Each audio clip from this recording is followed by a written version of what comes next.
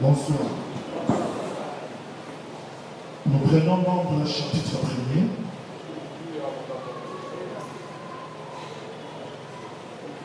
Je commence la lecture à partir du 1er et je sens jusqu'au 3e. L'Éternel parla à Moïse dans le désert de Sinaï, dans la tente d'assignation, le premier jour du 7e mois, la seconde année, après leur sortie du pays d'Égypte. Il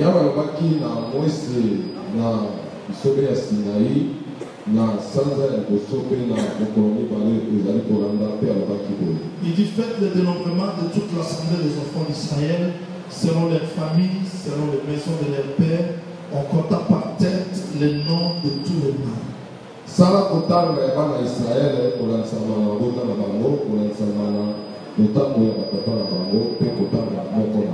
Depuis l'âge de 20 ans et au-dessus, de tous ceux d'Israël en état de porter les armes, vous en ferez le dénombrement selon les divisions, toi et Aaron.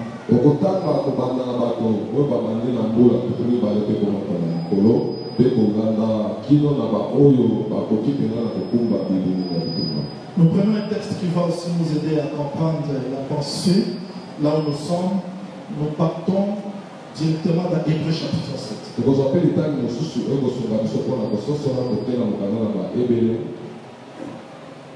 Hébreux chapitre 7, je lis le verset 4 jusqu'au 5e.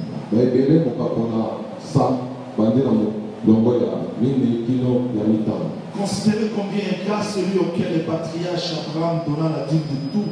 C'est des fils de Lévi qui exercent le sacerdoce d'après la loi, l'ordre de lever la dîme sur le peuple, c'est-à-dire sur leurs frères, qui cependant sont ici des reins d'Abraham. Je veux que le Seigneur ajoute l'explication à la lecture des Abraham. Ok. Je crois, dans le campement de Sinaï, on a parlé de beaucoup de choses, mais un point très important, c'était l'ordre de campement, là où nous sommes arrêtés.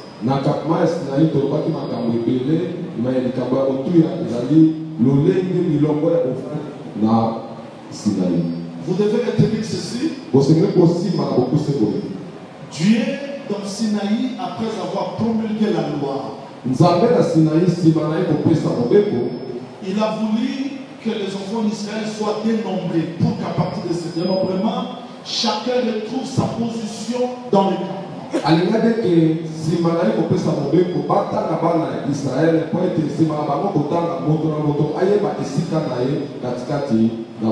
un point très important, on dénombre qui? On dénombre tout mal à partir de l'âge de 20 ans.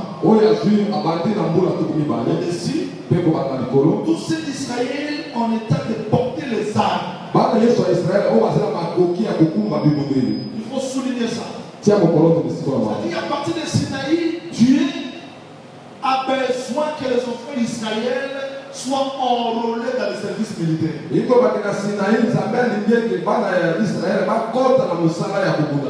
Désormais, la forme qu'Israël va donner est différente de la forme commençant par l'Égypte.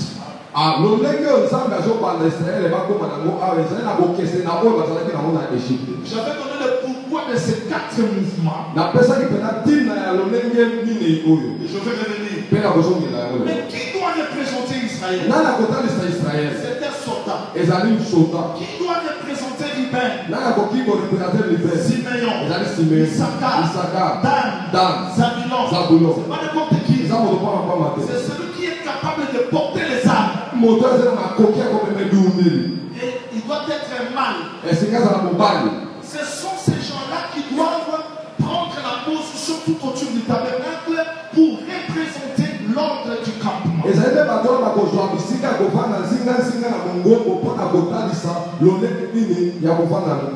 que vous me suivez avec beaucoup d'attention parce que les campements qu'on a commencé à étudier, c'est ici le début du campement.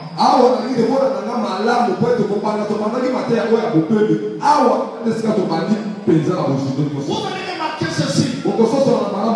Comment Dieu compte Israël à partir de nombre? Il faut bien retenir ça.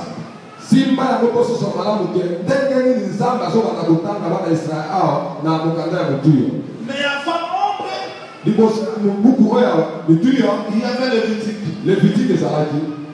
Avant Lévitique, il y avait Exode. Avant Exode, il y avait Genèse. Comment Dieu voit son peuple dans Genèse?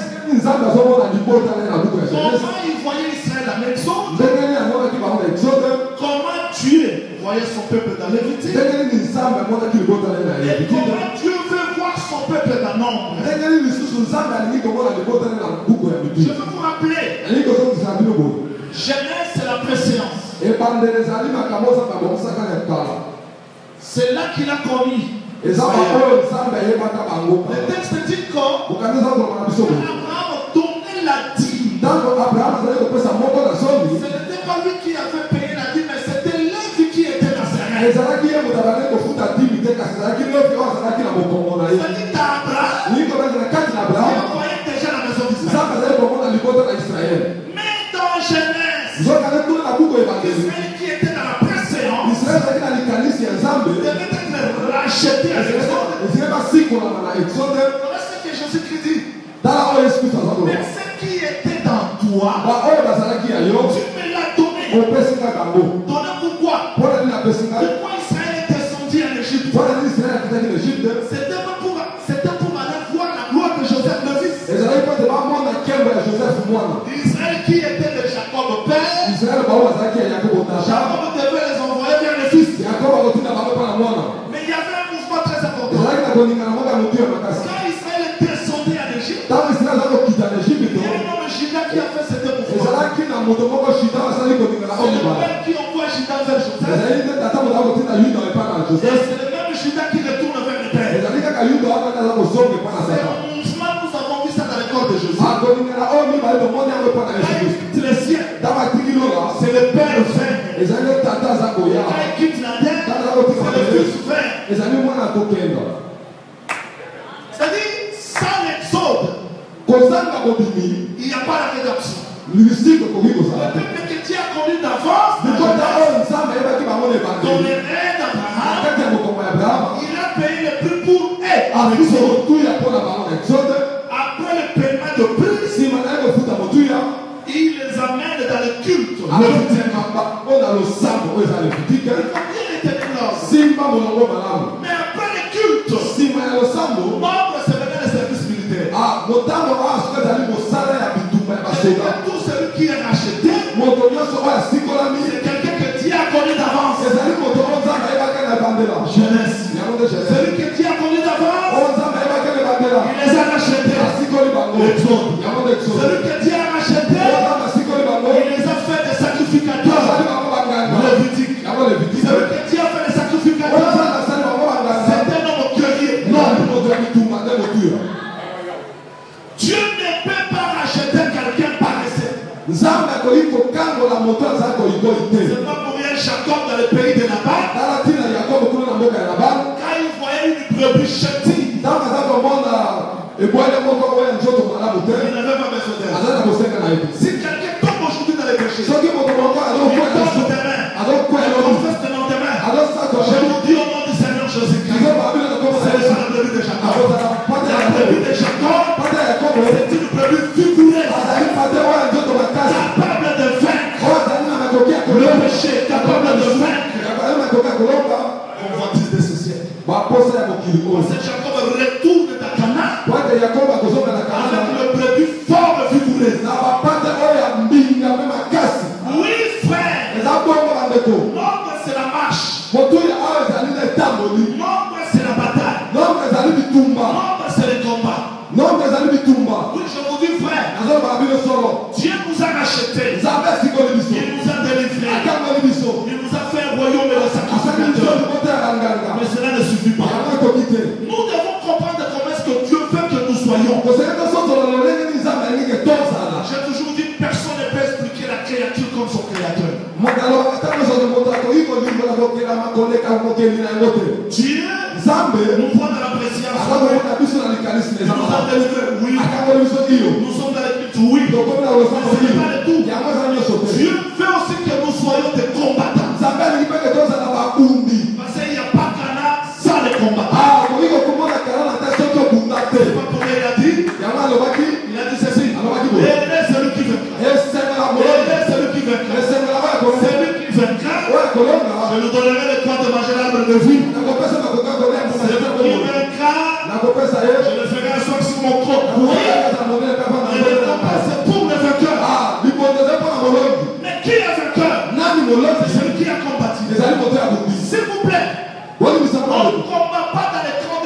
on veut. Non. Il y a les autres armes que Dieu interdit dans son campement.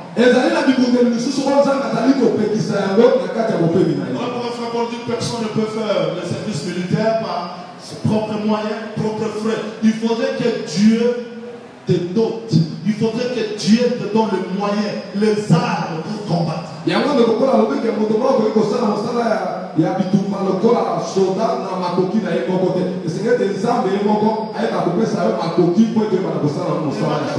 Parce que je vais expliquer les combats spirituels selon Paul.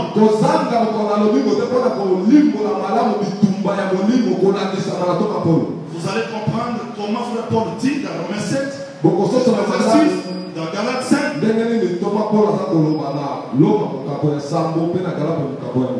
Remarquez, Dieu prend le peuple qu'il a connu d'avant. Il leur donne une forme dans les campements. J'ai expliqué ça, comment est-ce que le peuple doit prendre la forme 4, c'est-à-dire là, à l'Orient, Juda, là, il y a Ephraïm comme chef, Dan, il y a Ruben. J'ai expliqué ça comme la forme de l'évangile dans le chiffre 4. Mais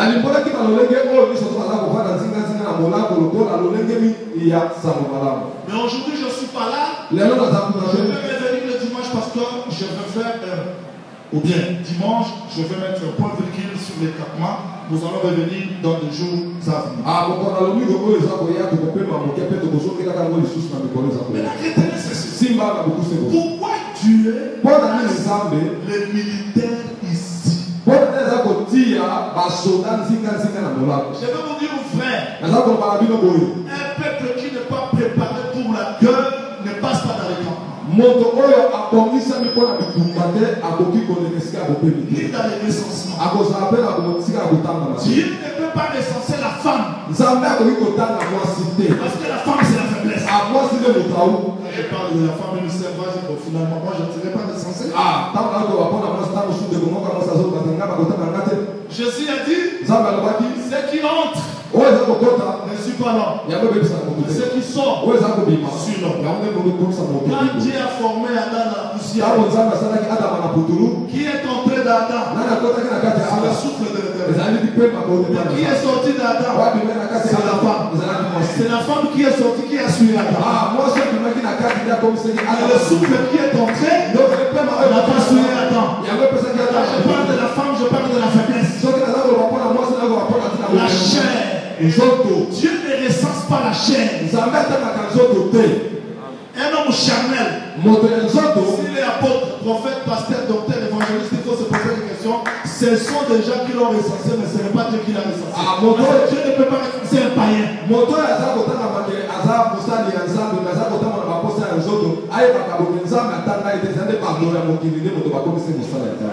Je vais dire quoi au juste? Pourquoi Dieu recense les hommes capables de porter les armes? Parce que la vie d'Israël, c'est la vie du combat. Il faut bien retenir ça. Mais suivez-moi très bien. Je vais résumer tout dans quelques phrases. Regardez sur le tableau s'il vous plaît. Je suis en Égypte. Là, c'est le désert. De l'autre côté, c'est le Canaan. Remarquez les sortes des ennemis qu'Israël a. En Égypte, Israël a Pharaon. Il a les inspecteurs. Les chargés de corvée. Vous voyez? Que le Seigneur vous bénisse. Que le Seigneur vous bénisse. Vous allez comprendre ça facilement. Dans le désert, Israël aussi a des ennemis. Ennemis d'Israël dans le désert. La chair. Il y a aussi les ennemis comme la famine, la souffrance. Il y a aussi les ennemis comme Balaam et les autres. Dans Canaan aussi, il y a les combats. Vous allez voir les Éviens, les Jébusiens, les Hittites. C'est-à-dire, partout où Israël marche, il y a des combats. Si nous échouons facilement dans la vie chrétienne, parce que nous ne découvrons pas et nous ne connaissons pas les combats qui nous attendent, que ce soit en Égypte, dans le désert et dans Canaan. Voilà pourquoi dans les campements, Dieu doit préparer les soldats pour faire face à n'importe quel combat. Je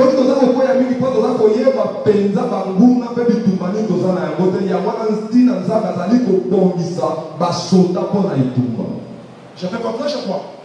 Je peux continuer. Qu'est-ce qu'Israël a fait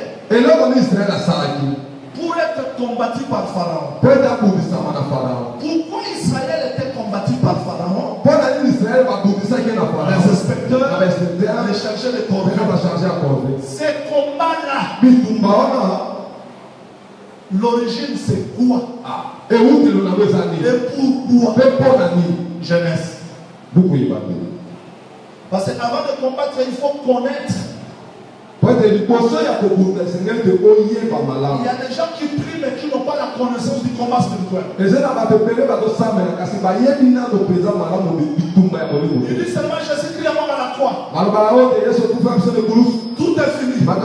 Aujourd'hui il tombe dans le péché. Demain les choses ne marchent pas. Il dit Jésus-Christ est mort. Jésus-Christ est mort. L'agneau est immolé, oui. Pourquoi Dieu ressasse son corps Israël tout en leur donnant la forme du combat?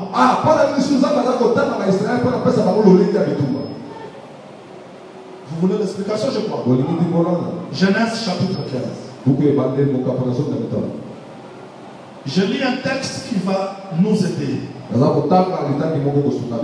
Je commence la lecture à partir du verset 13 et je descends. S'il vous plaît, ici j'explique le combat spirituel selon Paul, non selon les combattants de ce siècle. Je lis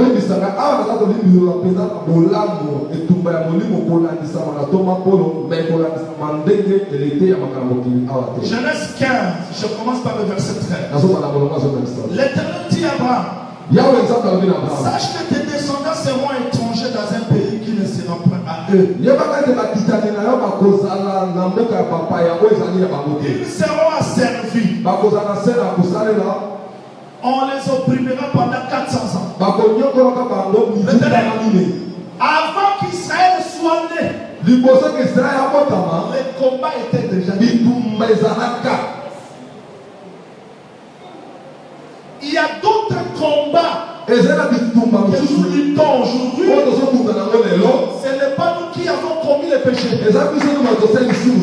Il y a d'autres choses qui ont commencé à exister avant que nous soyons même nés. Il faut comprendre ça très bien. Israël n'était pas encore né. Mais Dieu expliquait déjà l'esclavagisme de l'Égypte. Voilà ce qu'il dit. Il dit, à la 4e génération. Merci Seigneur. Parce que le combat doit durer la première génération. Dieu voyait un homme vainqueur. Dieu savait qu'un homme viendra arrêter le combat. À la 4e génération, Israël sortira vainqueur. C'est-à-dire, s'il y a des combats d'origine, Dieu a préparé aussi les moyens de s'en sortir. Je voulais prêcher à Lingala pour que je sois direct. Parce que Nous voulons que les frères qui nous appellent par-ci, par-là soient aussi édifiés.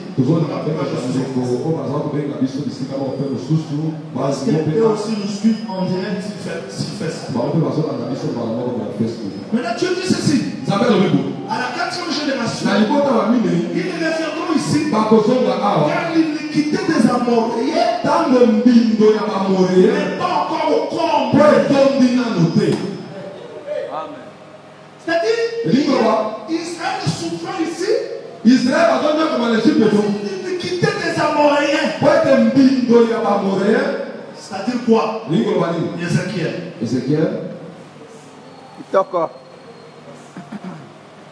Ézéchiel chapitre 16. Je vais expliquer ça parce que beaucoup de gens entrent dans la prière, ils sortent, ils gênent, ils sortent. Il n'y a pas de solution parce qu'ils ne savent pas l'origine de leur combat. Et comment combattre? Parce que dans chaque étape où il y a des combats, Dieu a prévu des solutions pour s'en sortir.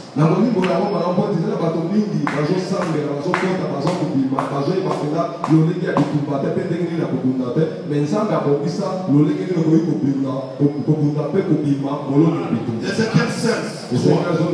Dira, ainsi parle le Seigneur l'Éternel. Par ton origine et ta naissance, tu es du pays de Canaan. Ton père était un Amoréen.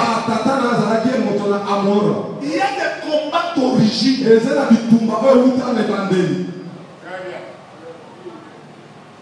C'est-à-dire, chaque famille où nous sommes nés, nous sommes directement dans des combats. Même des combats que vous ne connaissez pas. Il y a d'autres familles, les enceintes, ont sacrifié la progéniture, ont sacrifié la richesse, ont sacrifié le mariage. Vous êtes dans cette famille. Il faut bien examiner les choses. Peut-être quelqu'un me dira, mon sapoli, tu nous amènes où? Je suis dans les textes ici. Je suis dans les textes. C'est pas pour rien nous insistons sur ces choses. Et nous voulons que les gens comprennent qu'est-ce qu'est le combat. Parce qu'ici, le Seigneur recense le peuple pour les combats. Et quel combat? Le frère Paul, le frère Pierre dit clairement, il dit ce n'est pas à des choses périssables que vous avez été rachetés. Des vaines manières de vivre que nous avons hérité de nos pères.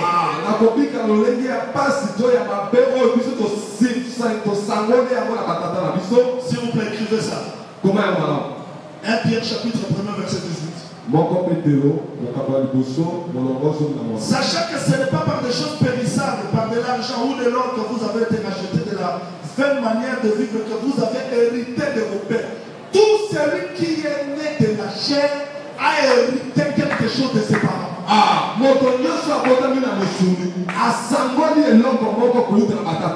Et ce comportement-là que nous avons hérité de nos parents, c'est ce qui nous amène aussi dans des combats. Il faut bien examiner. Mon père était colérique. Ma vie est comment? Ma mère était prostituée. Il y a d'autres choses, vous ne pouvez pas sauter ça comme ça. Dieu a préparé le chemin de la délivrance. Mais si vous n'êtes pas conscient, il y a les combats que nous avons évités depuis notre origine. Il y a d'autres colères. Cette colère, c'est ça notre famille. Mon père a changé de femme. Moi aussi je change de femme. Ma mère a changé. Ce sont des choses que vous ne pouvez pas sauter. Je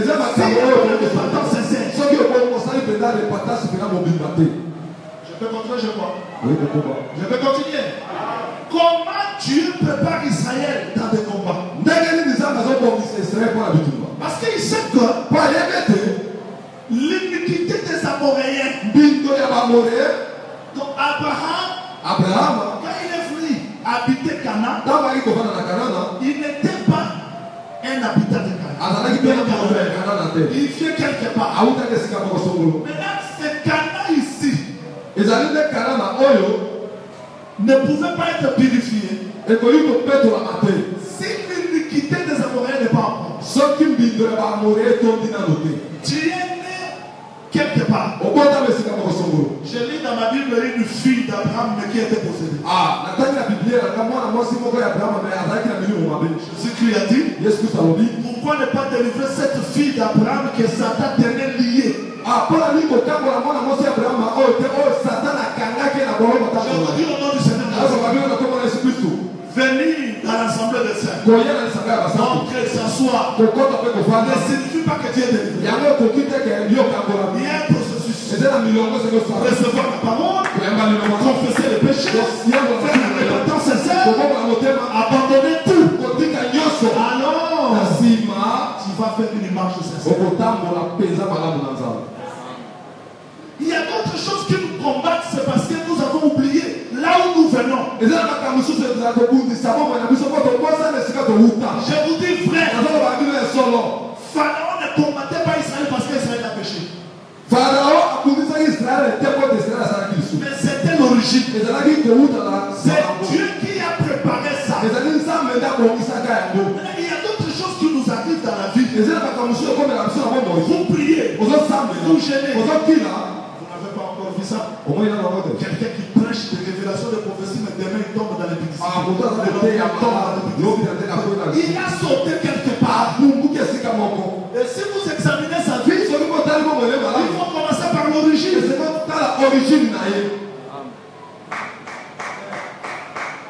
On peut faire semblant de ça. Nous sommes saints. Le sang de Christ nous a purifiés. Je crois. Mais vous n'allez pas sauter comme ça. Il y a un travail. Tout le monde me suit. Nous avons hérité des choses de nos pères. Ce n'est pas moi qui l'ai dit, mais c'est frère Pierre. Et si de mauvais esprits travaillent, ces comportements-là, ces caractères-là leur permettent le travail. Je vais vous dire des choses vraies. Judas était voleur d'argent. Et Jésus savait que Judas était voleur. Mais pendant qu'ils étaient sur la table, le texte dit quoi? Satan inspira à Judas. Il vient devant de Jésus. Pourquoi il n'a pas inspiré à Pierre? Parce que Judas était déjà un voleur. Le caractère là a permis au diable de se servir de là. Vous n'allez pas dire que je suis délivré. Aussi longtemps qu'il y a d'autres comportements qu'on met de votre famille. Vous êtes conscient que cette colère ici, c'est l'héritage de notre non. Il faut recommencer. C'est dur. Avancez. Nous sommes dans les campements. Les campements, c'est la vie chrétienne. Qui que vous soyez. Je ne sais pas si le Seigneur nous donnera encore le temps cette année de revenir sur les campements parce qu'il y a beaucoup de choses. Jusque-là, on a étudié seulement 11 campements, alors qu'il y a 43 campements.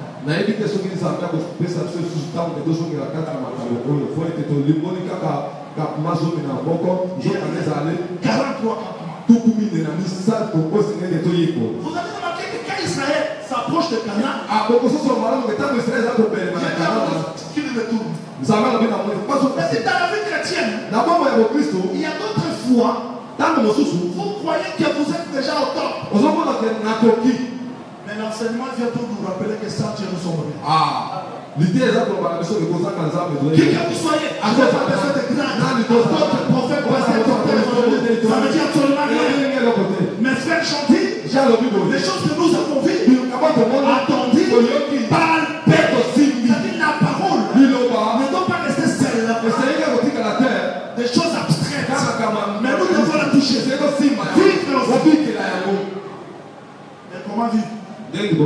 C'est ça le chemin. C'est-à-dire, si Dieu prépare Israël à des combats, là où il vient, c'est le combat. Je vous dis des choses, frère. Jésus est né, Hérode l'a poursuivi. Il a fui Hérode. Mais le jour de la mort, Hérode est revenu. Il y a d'autres combats qui nous attendent partout. C'est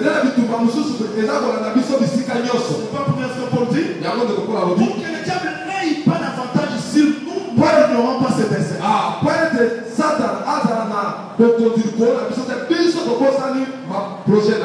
Il faut connaître les desseins du diable. Est-ce que tout le monde me suit bien? Il y a d'autres choses. Vous examinez dans votre vie. Vous êtes conscient. Ce que je vis, ce n'est pas vraiment moi. Mais c'est quelque chose que j'ai écouté. Si vous n'êtes pas conscient, si vous ne rentrez pas dans vous-même, le chemin de la délivrance est loin de vous. Je lis dans Luc chapitre 15, verset 17. Le texte dit l'enfant prodigue disait, étant rentré à lui-même, il s'est dit, dans la maison de mon père. Vous voyez, le chemin de la délivrance, il faudrait que les gens rentrent en eux-mêmes. Je suis apôtre, je suis ceci, cela. Je n'ai pas besoin de faire des gens des fanatiques des assemblées des saints. Je ne suis pas le prédicateur parce qu'il y a des gens aujourd'hui, il faut le faire les saints, les saints, les saints. Quand vous formez des assemblées de saints partout et que ces assemblées de saints-là, les gens ne sont pas convertis, vous faites une organisation des assemblées de saints, mais Dieu ne voit pas ça, Dieu ne connaît pas ça. Mais ceux qui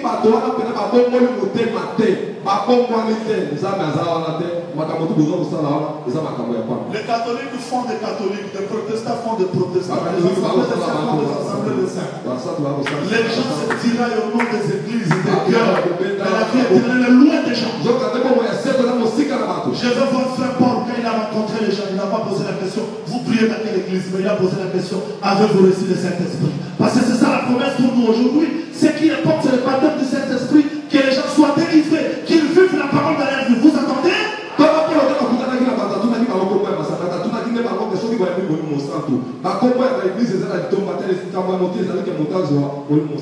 Exactement ce que l'étendard le plus ancien a fait. Il n'a pas demandé le décam, mais il a demandé l'eau. Je rentre là, s'il vous plaît. Remarquez, il y a des combats d'origine. Là où nous sommes. Il y a d'autres choses que vous voyez dans votre vie. Si vous n'êtes pas conscient, ça va rester, ça va demeurer, et le combat continue. Les résultats, vous allez voir dans des songes, dans la vie pratique. Je vous dis, frère, quand le diable lit quelqu'un, il ne sera pas libre. On va compliquer tout. Coïncidence, toute coïncidence n'est pas la volonté de Dieu. On peut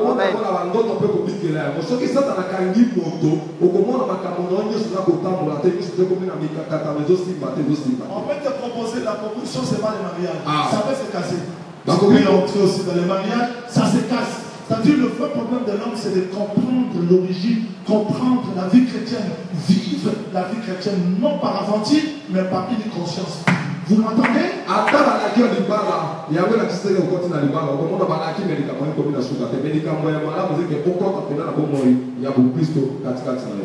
Il y a d'autres combats dans le désert. Je vais vous dire quelque chose qui est vrai. Parce que je mets la balustrade ici. Écrivez Deutéronome chapitre 8, verset 2-4. Il y a d'autres combats qui sont voulus par Dieu. Que nous appelons épreuve. L'épreuve, ce n'est pas vous qui avez péché. Ce n'est non plus votre origine. Mais Dieu vous soumet à des tests pour savoir quelles sont les dispositions de Dieu. Deutéronome chapitre 8, verset 2 jusqu'au 4. Là, le Seigneur dit, je te fais passer dans le désert pour t'humilier, te briser. Parce que Dieu n'a pas besoin qu'un prédicateur soit orgueilleux, que le peuple se frappe la poitrine pour dire que c'est par ma force. Dieu les a brisés pour que quand ils vont posséder posséder Canaan qui ne disent pas nous l'avons hérité par notre force, mais ils diront c'est par la grâce de Dieu.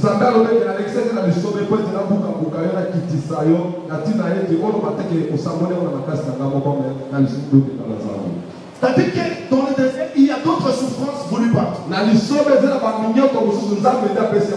allez voir que dans le désert, il y a d'autres combats qu'Israël eux-mêmes se sont cherchés. Il y a d'autres combats. Il y a d'autres malédictions, d'autres possessions qui ne viennent ni de notre origine, mais c'est parce que nous les avons cherchés par notre part. Je te donne un exemple. Le texte dit, si un homme s'accouple avec une femme, les deux deviendront une seule chair. Ce n'est pas seulement dans les mariages. Même si un homme s'il y a avec la prostituée, les deux deviendront une seule chair.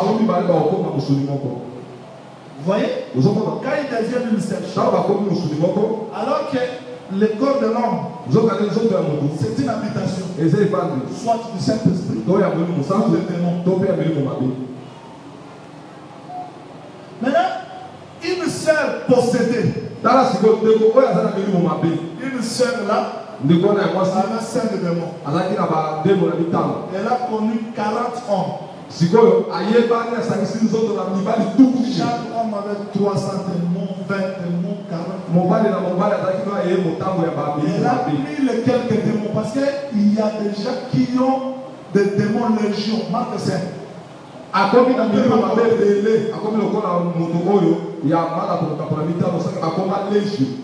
Luc 8, il est écrit quoi? Marie de Magdala que Dieu avait délivré, que Jésus avait délivré, qui avait 7 démons. Marie de Magdala avait 7 démons que Dieu avait délivré. Mais dans Marc 5, le frère là avait légion.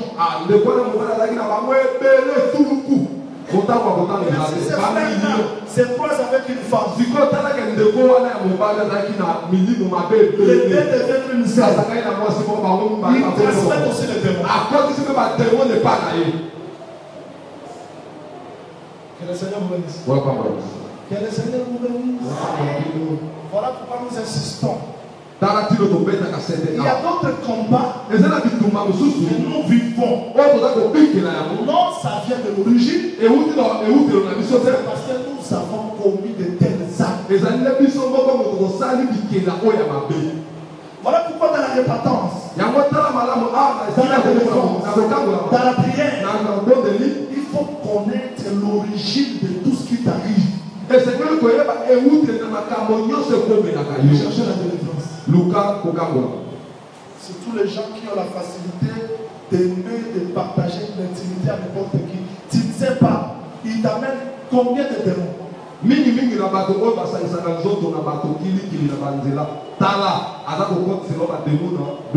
C'est-à-dire qu'il y a d'autres combats qui nous suivent parce que nous avons connu un tel acte. Mais remarquez dans Canaan, Israël n'a pas commis le péché. Mais dans la plaine de Moab, Balaam vient avec Balak pour envoûter Israël. Il y a d'autres combats qui ne viennent pas parce que ton origine. Si tu as commis un tel péché, quand l'agneau est immolé, le combat de l'origine tombe. Il suffit seulement de manger l'agneau dans la totalité. Celui qui vient à la croix, je ne parle pas de la croix symbole, je parle de la croix enseignement. Si accepte tout de Christ dans ta vie, si accepte l'humiliation. Il y a beaucoup de gens qui ont dit que je suis passé à la croix, mais ils n'ont pas supporté le chemin de la croix. Je ne parle pas du chemin de la croix des catholiques, mais je parle du chemin de la croix que Sinami t'a dit. Où es-tu, mon bien-aimé? Où tu fais reposer tes brebis? Quelqu'un l'a répondu, si tu ne sais pas la plus belle des femmes, sors, marche sur les traces du brebis, tu vas retrouver ton bien-aimé. C'est-à-dire, pour retrouver le bien-aimé, il y a des traces. Il y a des traces de brebis. Il y a un chemin de brebis. Là où Christ est passé comme brebis, parce que ce jour-là, Pilate l'a présenté. Voici l'agneau de Dieu qui n'a ni péché, pour témoigner ce que Jean-Baptiste avait dit. Parce que quand il disait à cet homme, je n'ai rien vu de défaut, il confirmait ce que Jean-Baptiste avait dit. Et Jésus-Christ s'est chargé de sa croix pour accomplir Ésaïe 53. Il n'a pas ouvert sa bouche. C'était une brebis muette qu'on attendait. Il monte jusqu'à la croix de Golgotha. C'est ça le chemin de la croix. Le chemin de la croix, c'est ça les traces du brebis. C'est-à-dire accepter la souffrance, l'humiliation, l'abandon. Kondima konyo kama komiti tsape kotika makamonyoso yango zali nzela ya bapate po ete moninga me azali kotuna ke ozali wapi bapesi nzela ke esika olesaka bapate na yo. Que le Seigneur vous bénisse. Voilà pas moi monsieur. Je vais montrer, je peux. Vous supportez ça? Quel que soit le combat, d'origine, de l'acte commis, de l'envoûtement, mais nous croyons que l'homme est mort. Voilà pourquoi Dieu dit, formez-moi le tabernacle. Vous savez le tabernacle c'est quoi? Le tabernacle c'est un bois qu'on a coupé, qu'on a façonné, on a donné la forme. Le tabernacle c'est quoi? C'est un métal, l'or qu'on a tiré, on a passé sur le feu, on a donné la forme. Vous savez le tabernacle c'est quoi? C'est un vêtement qu'on a coupé. Mais tout cela ça permet de qui? J'ai vu un homme Jésus le soir après avoir donné les parabole. Il monte sur la barre. Quand il traverse de l'autre côté, il a rencontré un fou de Gadara. Et ce fou-là était nu. Chaque fois qu'on mettait les vêtements sur lui, il les déchirait. Mais quand Jésus est venu, comme Moïse avait dit, le soir, tu ne lui remettras les vêtements. Et le vêtement c'était Jésus.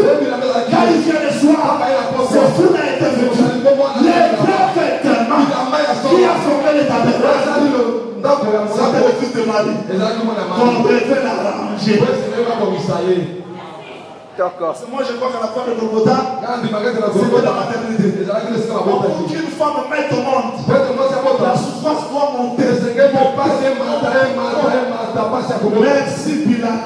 Quand le frappait, on commençait le douleur de l'enfant. Parce qu'une femme ne peut pas enfanter comme ça. Quand le frappait,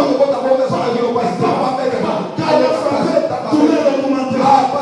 À la croix de Golgotha, on a mis les épines, jusqu'à ce qu'il a dit. Tout le corps. L'humanité de moyen s'achève. Parce que la gloire du monde, il y a la naissance. D'accord. Mais c'est Christ qui est mort. C'était pour payer les prix. C'est-à-dire que tout celui qui veut être combattant. Parce que le tabernacle là, le tabernacle c'est tellement bâti. Le chandelier c'est qui? C'est l'or bâti. Passé par le feu. C'est le Christ. Mais toute cette maison parlait de lui. C'est lui le vrai tabernacle. Posé. Oui, je ne peux pas comprendre ça, Seigneur. Je ne peux pas imaginer ça. Comment Dieu Tout-Puissant n'a pas voulu habiter dans des maisons que les gens ont construites, que les gens ont construites. Mais il dit, alors il ne fait rien s'atuer. Je viendrai habiter. Comment Dieu peut venir habiter dans les lieux amis? Et marcher avec le peuple. Seigneur, c'est que Balaam a dit, il dit, je le vois comme des jardins, tout autour d'un fleuve. Oui, c'est parce que le fleuve, c'était la maison. Merci Seigneur. Dans ce combat, Israël n'a pas besoin de faire quoi que ce soit. C'est l'homme du milieu là. C'était le tabernacle qui était là, qui a tiré tout. Là où yango tina Parce que dans chaque campement, vous avez Juda, Issachar, Zabulon. Donc si deux, il est au milieu. mais celui-là du milieu, c'est-à-dire que pour faire que dans les combats spirituels, il faudrait que Jésus-Christ soit